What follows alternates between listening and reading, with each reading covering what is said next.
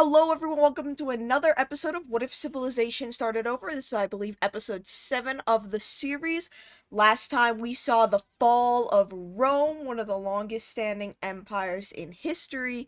And today we're gonna see a lot more fighting, a lot more growth and expansion. But there's some things that I can't hint at yet, but they're going to be interesting. So let's just get right into it. So everything here begins in the Balkans.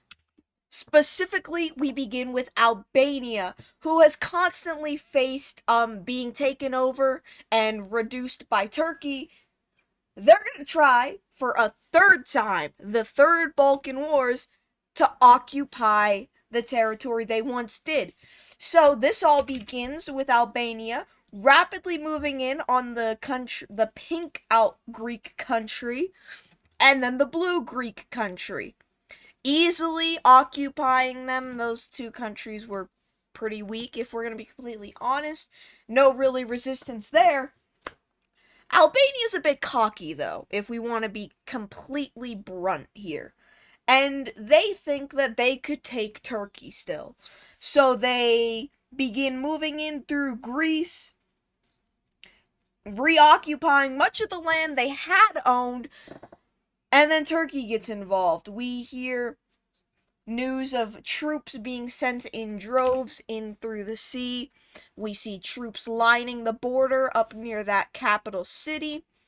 And Turkey is gonna prepare to begin pushing back Albania. They start pushing in. They occupy this capital city, kind of push in on Albanian territory before halting. They go ahead, they begin to take some more of Albania's land from them, but then the war efforts stop. On this side of the country, we see the purple country. They're still angry about having lost a lot of their land, and so they're going to begin to push in on Turkey, and they're able to successfully occupy the coastal city. They continue pushing in. They claim the city, the former capital of Crimea, before stopping there. Then, just to invade, we see the Bulgarian invasion of Macedonia, because Macedonia used to be their territory, if you didn't know. However, Turkey promises will help you.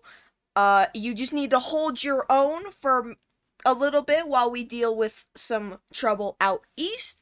And that's what they do. They stop fighting. They kind of just hold defensive positions.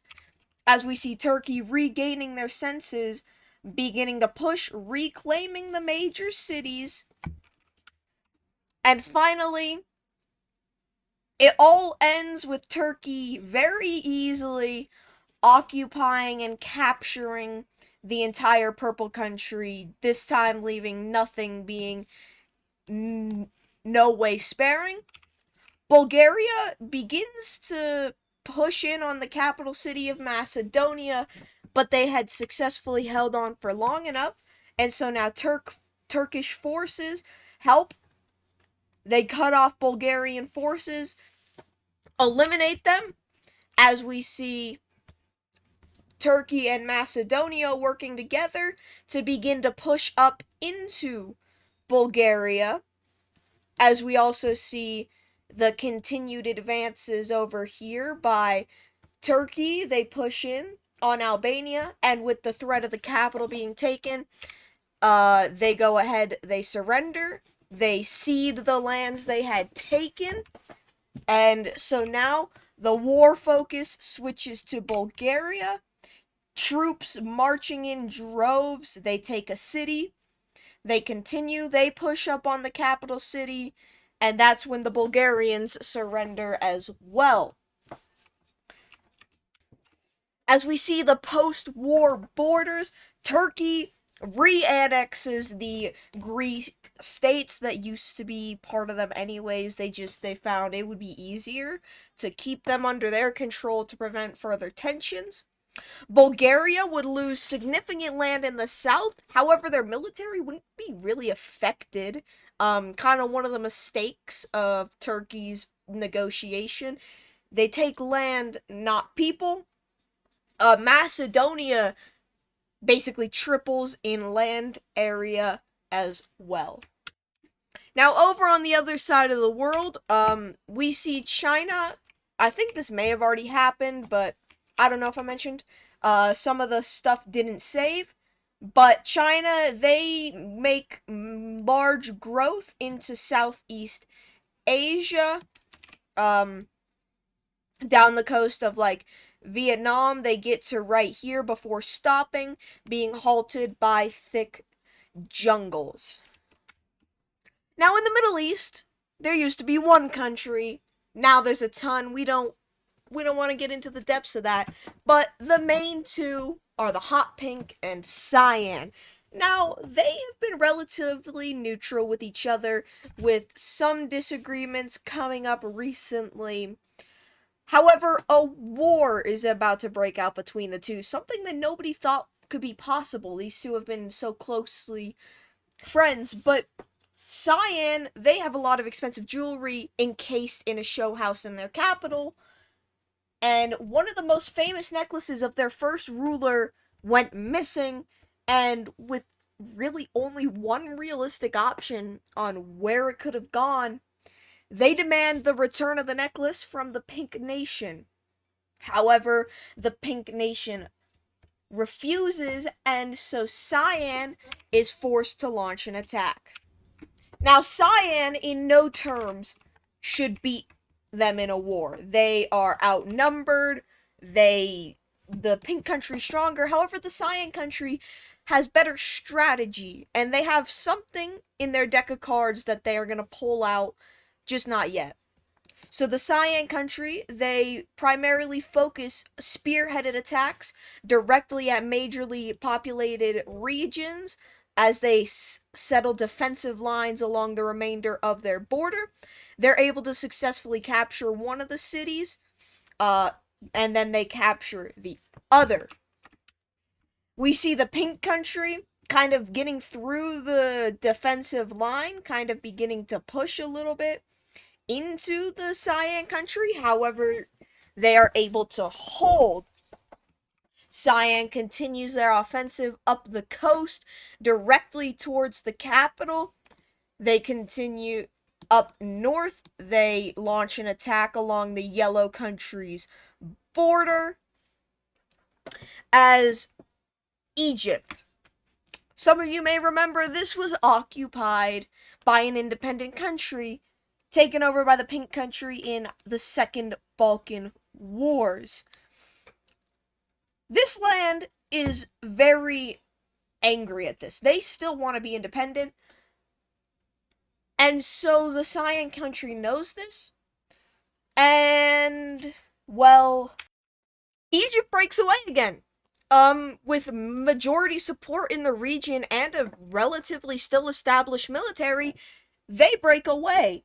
And it's discovered that Cyan had sent diplomats to the cities and had basically staged a coup. They said that you don't like pink, we don't like pink, let's make something work, start a two-front war, and now pink is heavily outnumbered. Egypt immediately captures the Sinai Peninsula as they begin a rapid push down the coast towards the capital city of the Pink Nation, as we see Cyan continuing their offensive as they begin to kind of strengthen their area so that they aren't able to be encircled. They also begin to push Pink out of their territory and push along their defensive line northward. Now, Pink, being outnumbered now, is basically forced to surrender so that they don't lose more land than they need to, and maybe they won't lose any at all. Cyan is not that merciful, though, and we'll see that in the terms of the peace deal. So, taking a look at the new map with trade routes, Cyan has decided that Pink's trade is going to be regulated, Because before, Pink used to own this route. They used to control the trade up through here over into Europe. Now, really, the only trade that they actually control is the trade within their own country. And it's very likely that Pink Nation merchants are going to be heavily taxed anytime they wish to leave the nation unless a new trade route out this way north is established.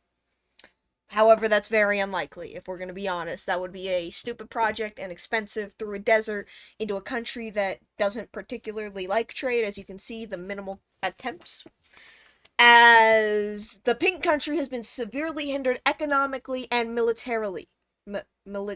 Strength-wise. Their military has been limited, soldiers laid off, some executed, and it's a whole kind of overkill if you ask anyone right-minded.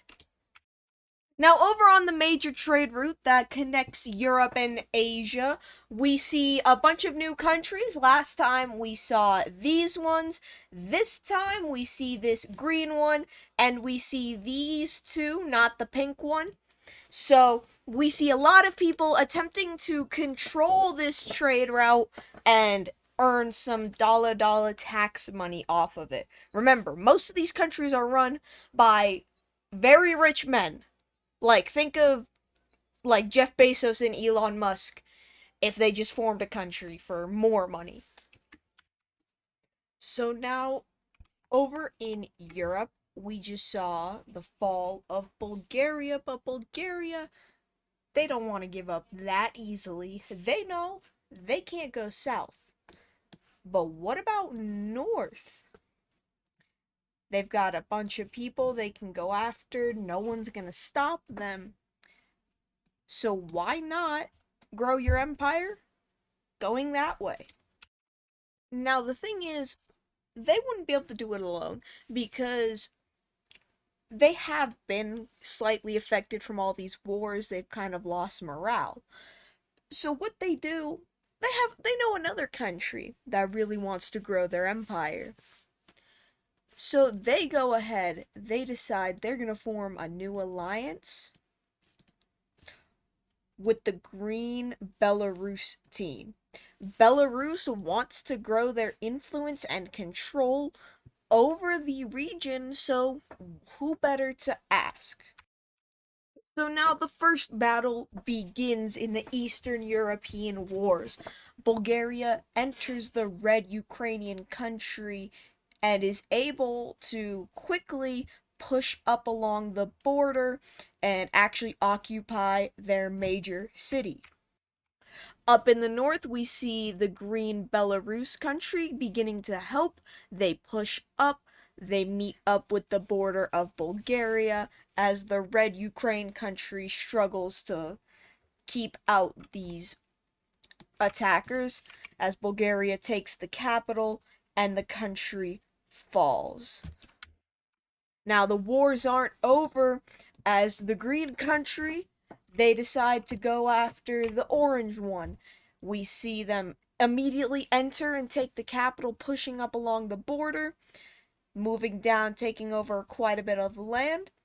We see Bulgaria, they take a small chunk out of the country, preparing for something, as the orange country also surrenders. The rampage continues with the green country easily occupying this purple nation as they continue a push in on the brown country now. A target of the gray country, as a small assist from the green country as the gray country, using all their strength, marches right through, taking the capital, sweeping in, occupying all of the land. Now, finally, over here, if it wasn't obvious enough, the final invasion for the Bulgarians, they want to move in. They begin taking Crimea as they are able to successfully occupy all the northern territories of the island. However, good defense from Crimean forces keeps them alive, but reduced severely. as now suddenly a new dominant and scary force has emerged in Europe, panicking and concerning the Orange Country. As we see the Orange Country wanting to form their own treaty, and they do this with some of the most influential and powerful nations in the world, starting with the Danish, and then they also make an alliance with the Dutch. They've all been close trade partners, but now needing to unite against a common enemy, they create a new alliance, hoping to protect against conflict from the Diamonds. Now, over in the kind of Kazakhstan area, we see the growth of this blue nation. We see the growth of this blue nation encompassing this lake, pushing their borders outwards. We also see the growth of this northern country that broke away from the former pink nation. Up in the north, where some of these trade empires are, we see this one continuing to grow. They encircle this entire lake, claiming it as theirs. We see over here this pink one tries to grow out to maybe control the trade route. However, this dark purple one gets there first, growing out as well. We see this blue one kind of growing their territory, trying to gain some more resources in the area. We see this red one growing up here. As now the final thing that's going to happen today involves this yellow country. We see up in the north a giant group breaking away with little to no resistance, surprisingly enough, with the tendencies of the Yellow Nation. It's just they break away, they don't agree, and it's kind of a hard to moderate area when most of your government is centralized down there. Now, the thing is, this new country is actually ruled by one of the former, like, high government officials in this country. So now all the government secrets are in this nation right here. And so now they have a ton of power. The yellow country doesn't know about this, but that sets up for something very big to happen. As now that is all for this episode. If you want to see more, go ahead, like and subscribe. If you have any ideas, leave a comment. And that's it. And hopefully you'll be here to watch the next one.